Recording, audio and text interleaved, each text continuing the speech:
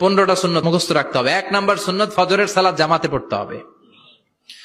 2 নামাজ মুনাফিকদের কাছে সবচেয়ে কঠিন, একটা হচ্ছে ফজরের নামাজ আর একটা এশার নামাজ। 2 নাম্বার সুন্নাহ হচ্ছে আসওয়াক, মেসওয়াক করা। মাতফারাতুন লিল ফাম মারদাতুন লিররাব, মেসওয়াক করলে দাঁত পরিষ্কার থাকে, আল্লাহ খুশি হয়ে যায়। বিশ্বনবী বলেছেন, যদি আমার উম্মতের জন্য কষ্ট না হতো প্রত্যেক নামাজের আগে মেসওয়াক করা আমি ফরজ করে দিতাম। সুবহানাল্লাহ। মেসওয়াক ছিল বিশ্বনবীর জীবনের শেষ আমল। এই মেসওয়াক করে বিশ্বনবী শেষ নিঃশ্বাস ত্যাগ করেছেন। বিশ্বনবী বলতেন, নি'মা সিওয়াকি আয-যাইতুন ফাইন্নাহু সিওয়াকি ওয়া সিওয়াকুল আমবিয়া মিন ক্বাবলি। জাইতুনের ডালের মেসওয়াক কতই না ভালো, কারণ এটা দিয়ে আমিও মেসওয়াক করি, আমার আগে সব নবীরাই জাইতুনের ডাল দিয়ে মেসওয়াক করেছে। সুবহানাল্লাহ। 3 নাম্বার হচ্ছে দুহুন, তেল মালিশ করবেন। বিশ্বনবী জাইতুনের তেল চুলে আর গায়ে দিতেন। বিশ্বনবী বলতেন, ওয়াদাহিনু ফাইন্না ফিত তাদহিনি বারাকাত। তেল খাও, তেল দাও, তেল মালিশ করো, তেলের ভেতরে আল্লাহ বরকত ঢুকাইয়া দিছে। 4 নম্বরে আত্তিব, জুমার দিনে সুগন্ধি লাগিয়ে যাওয়া সুন্নাত।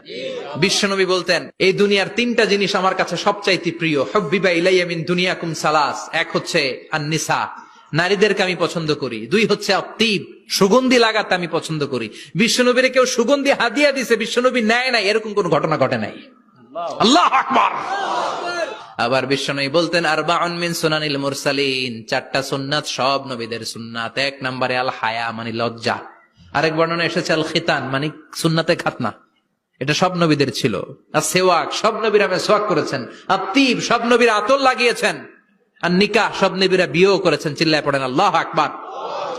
আর লিবাস আহসানা সিয়াব, সুন্দর জামা পরা। নট নেসেসারি যে নতুন জামা হতে হবে, পুরাতন জামাও ধুয়ে আয়রন করে পরলে একটা সৌন্দর্য আছে না নাই? ইন্নাল্লাহা জামিল ওয়া ইউহিব্বুল জামাল। আল্লাহ নিজে সুন্দর, সৌন্দর্যকে আল্লাহ পছন্দ করেন। এরপরে ইকসারুস সালাহ আলান নবী, বিশ্বনবীর উপর বেশি বেশি দুরূদ পড়া।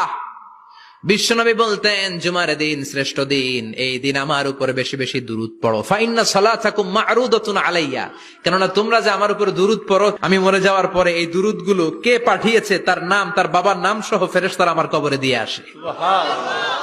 সাহাবারা বললেন, ইয়া রাসূলুল্লাহ কাইফা সালাতুনা মা'রুদাতুন আলাই, আপনি মরে যাওয়ার পরে আমাদের দুরূদ কেমন করে আপনি দেখবেন? ওয়াকাদ আরিমতা, আপনি তো পচে গলে মাটির সাথে মিশে যাবেন। বিশ্বনবী বলেন, ইন্নাল্লাহা হাররামা আলাল আরদি আন তাকুলা আজসাদাল আমবিয়া, নবীদের লাশকে খেয়ে ফেলা, নবীদের লাশকে পচিয়ে ফেলা জমিনের সব মাটির জন্য আল্লাহ হারাম করে দিয়েছে।